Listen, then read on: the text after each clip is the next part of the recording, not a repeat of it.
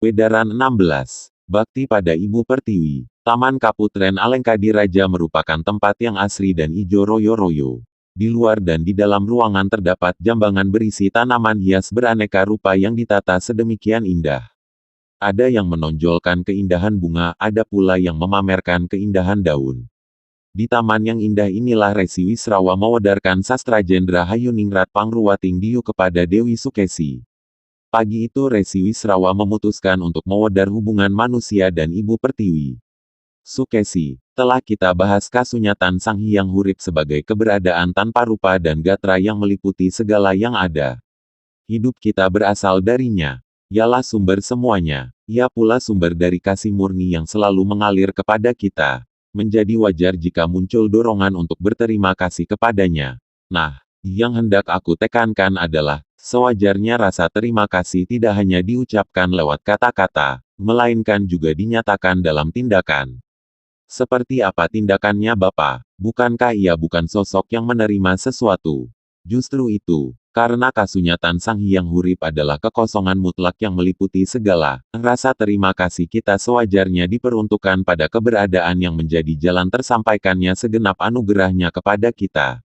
Mari kita renungkan, Sukesi, lewat siapa atau keberadaan mana saja anugerah hidup terlimpah kepada kita. Kita mendapatkan cahaya matahari yang membawa api kehidupan melalui Sang Hyang Batara Surya. Kita memperoleh udara yang mengalirkan daya hidup melalui Sang Hyang Bayu. Kita mendapatkan air jernih dan makanan dari bumi yang diampu Sang Hyang Ibu Pertiwi. Bahkan kita lahir hingga menjadi pribadi dewasa berkat jasa ibu dan bapak kandung kita. Benar, nyatanya di jagat raya ada petugas-petugas yang memastikan seluruh kehidupan terpelihara.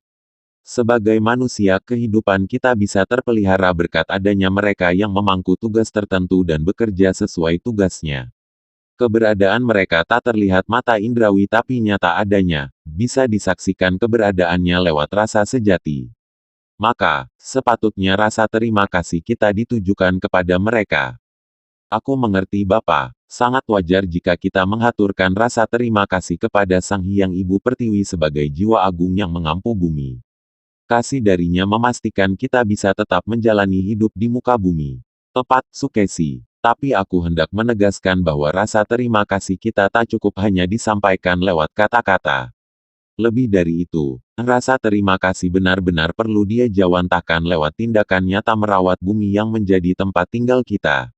Udara bersih yang selama ini kita nikmati ditopang keberadaan pepohonan di taman dan di hutan. Maka sewajarnya kita bertindak nyata memelihara keberadaan pohon-pohon di taman dan hutan.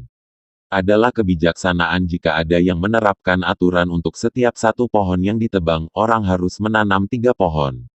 Kita masih bisa menikmati air segar selama sumur dan mata air terpelihara.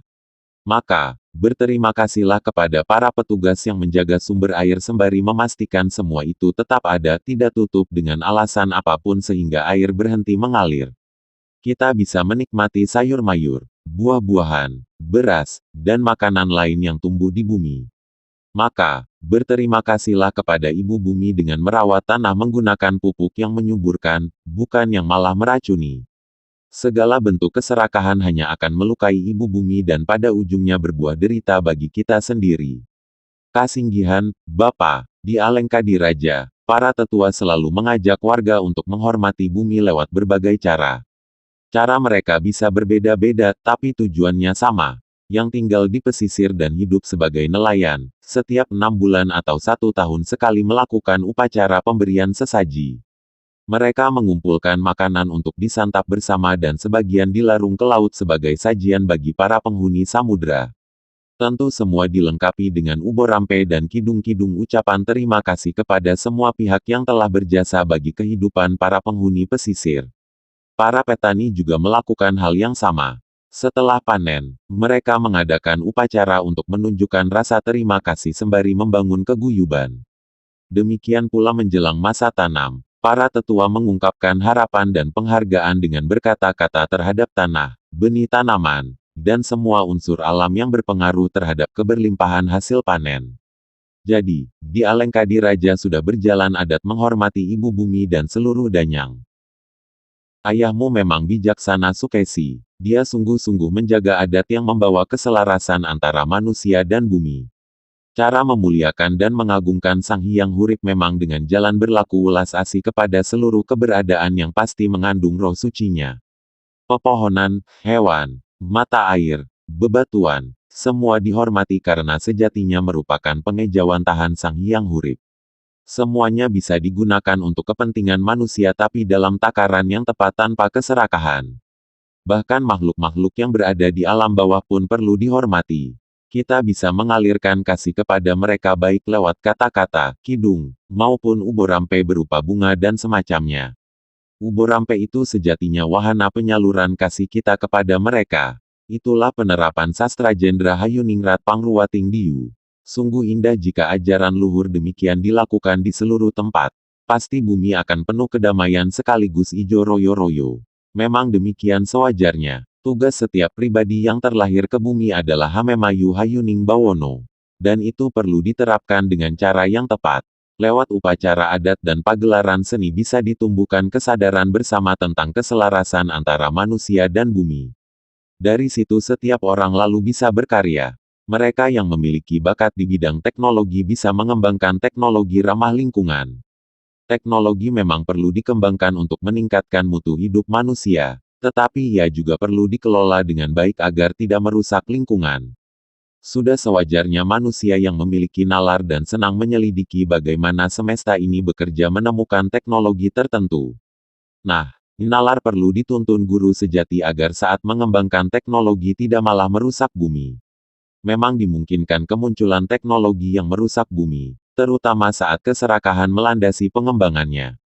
Itu yang pernah Bapak wedarkan. Bahwa saat menyelidiki cara jagat raya bekerja, seseorang bisa mengembangkan teknologi yang selalu punya dua sisi, bisa meningkatkan mutu hidup manusia dan sesama penghuni bumi, bisa juga menghancurkannya. Disitulah letak pentingnya sastra Jendra. Siapapun yang belajar sastra Jendra diarahkan untuk menyelaraskan rasa sejati dan kecerdasan nalar, mengimbangi penjelajahan keluar dengan penyelaman ke dalam diri. Itu yang memastikan satu pribadi memiliki kesadaran agung dalam tuntunan guru sejati, sebagai landasan segenap karya. Jadi, saat mengembangkan teknologi pun ada aturan bahwa semuanya dalam rangka Hamemayu Hayuning Bawono. Pribadi yang dituntun guru sejati akan menyadari bahwa roh agung yang mengayomi bumi ini berwatak lembut, sehingga kita menyebutnya Sang Ibu. Dan roh agung inilah yang mengalir pada setiap pohon, bebatuan, tanah, air, serta seluruh yang berada di bumi. Pada saat yang sama, roh agung ini juga mencerminkan keberadaan roh agung semesta. Kesadaran keilahian ini yang mencegah angkara murka dan mendorong laku selaras menghormati dan memuliakan segala. Hidup selaras dan penuh kasih di bumi itulah inti penerapan sastra Jendra. Setelah mengucapkan wedaran itu, Resi Wisrawa mengajak Dewi Sukesi kembali menjalankan manekung untuk memasuki keheningan. Sukesi dituntun untuk terhubung dengan sang guru sejati, lalu menyambungkan rasa kepada Ibu Pertiwi. Sembah bakti pun dihaturkan kepada Ibu Pertiwi, ucapan terima kasih disampaikan atas pengayoman darinya. Lalu, daya kasih murni dipancarkan kepada Ibu Pertiwi, juga kepada bumi dan seluruh penghuninya sembari bersabda agar semua makhluk berbahagia dan berada dalam kedamaian. Bapak, aku merasakan keterhubungan yang sangat kuat dengan Ibu Pertiwi dan seluruh penghuni bumi. Aku merasa menyatu dengan semuanya. Dalam keheningan aku menyaksikan pohon yang sangat besar, batangnya coklat tua, menunjukkan usia yang entah ratusan atau ribuan tahun. Daun-daunnya sedemikian rimbun, memancar dari pohon besar itu daya kehidupan.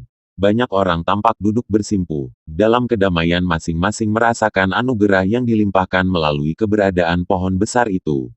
Itulah pohon kehidupan, Sukesi, lambang dari Ibu Pertiwi yang merupakan induk segenap penghuni bumi sebagai anak-anaknya. Dari Ibu Pertiwi para penghuni bumi mencecap daya hidup dan terjadilah gelaran kehidupan. Inji Bapa, dan tiba-tiba saja aku tergerak untuk menghaturkan sembah puja pada pohon itu. Ada rasa terima kasih luar biasa kepadanya. Aku merasa damai dalam naungannya. Aku gembira sekali melihat akar, batang, dan daunnya, yang semua indah sekaligus agung. Demikianlah pribadi yang telah dituntun guru sejatinya. Selalu ada dorongan seketika untuk menari bersama irama semesta, bergerak mengungkapkan rasa kasih dan ketakjuban terhadap keagungan bumi dan jagat raya. Terima kasih Bapa, atas segenap wedaran dan bimbingannya. Aku semakin bisa merasakan keindahan dan keagungan hidup yang kujalani. Dewi Sukesi menangkupkan kedua telapak tangannya di dada sebagai rasa hormat dan terima kasih kepada Resi Wisrawa. Itu memungkasi perbincangan tentang bakti dan hormat kepada Ibu Pertiwi.